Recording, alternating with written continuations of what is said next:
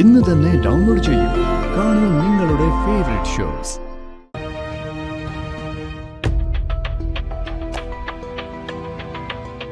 ഇതെവിടുന്ന കാശ്?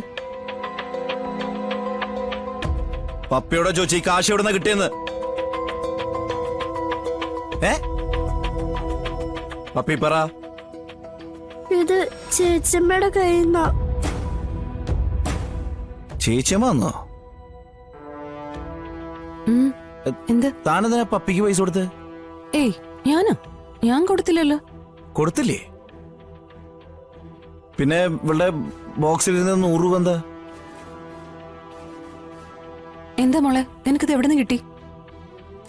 അത് ചേച്ചമ്മയുടെ പേഴ്സിൽ നിന്ന് ചേച്ചമ്മ അറിയാതെ എടുത്തതാ.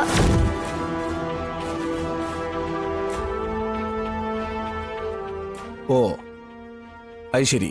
അപ്പൊ നീ 100 രൂപ കാണാതെടുത്താ?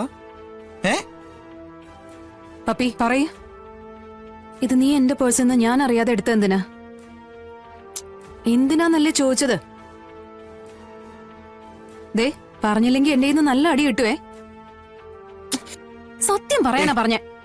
തല്ലണ്ട ശാലിനി. പപ്പി കാര്യം പറ. മോളെന്തിനാ കാശെടുത്ത്? സ്കൂളിൽ വെച്ച് ഞാനും തപസ്യയും കൂടി വഴക്കൂടി. തപസ്യയുടെ മുത്തുമാല എന്റെ കൈ കൊണ്ട് പൊട്ടിപ്പോയി.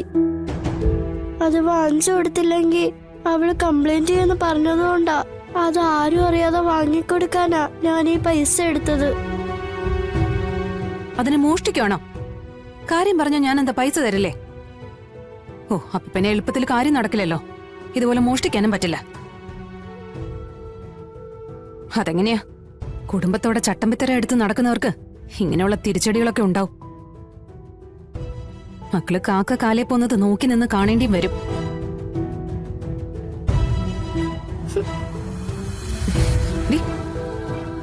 ദേ ഇനി ഇവിടുന്ന് എന്തെങ്കിലും മോഷ്ടിച്ചൊന്നും ഞാൻ അറിഞ്ഞ അടിച്ചു നിന്റെ പുറം പൊളിച്ചുകളെ. കേട്ടല്ലോ?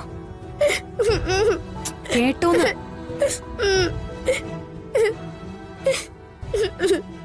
കരച്ചില്.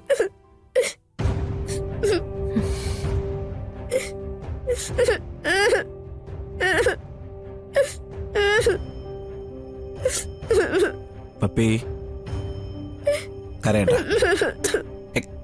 കരയണ്ട, കരയണ്ട.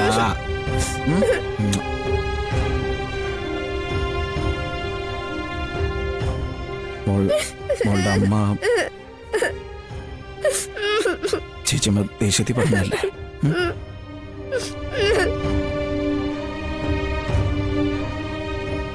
പപ്പി കരയല്ലേ? ഓക്കെ, മോള് കാണിച്ച തെറ്റല്ലേ?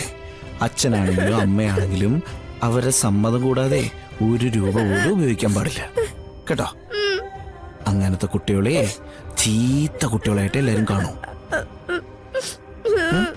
വിഷ്ണുച്ചന മോള് കരയല്ലേ? നല്ല മോളല്ലേ? കരയുണ്ട പപ്പി, കണ്ടിട്ട് എനിക്കും കരച്ചില് വരിക. എന്റെ അമ്മ ഉണ്ടായിരുന്നെങ്കിൽ ഇങ്ങനെയൊന്നും സംഭവിക്കില്ലായിരുന്നു. എനിക്കിനി ഇവിടെ നിൽക്കണ്ട. എന്നെ ആർക്കും ഇഷ്ടമല്ല.